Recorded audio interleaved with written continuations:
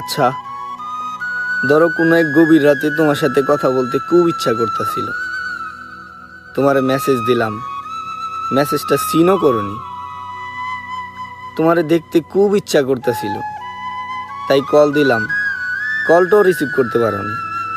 পরদিন সকালবেলা ওইটা তুমি দেখলা, আমার দেওয়া একটা মেসেজ, আমার দেওয়া একটা মিসড কল, তারপরও তুমি কোনো রিপ্লাই দাওনি।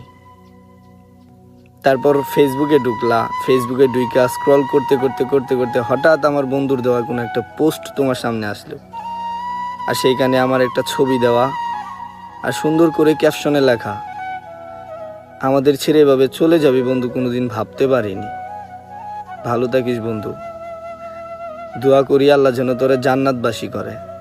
আর তখনই তুমি আমার সেই বন্ধুর কাছে কল দিলা, কল দিয়ে আমার ব্যাপারে জিজ্ঞেস করলা, সে তোমার উত্তর দিল। আমরা ইমার তো তারে কবরস্থানে রাইখা চলে আসলাম, পারলে ওর জন্য দোয়া কইরেন। তারপর তোমার এই অনুভূতিটা কেমন হইব আমার না খুব জানতে ইচ্ছা করে, একটু বলবা?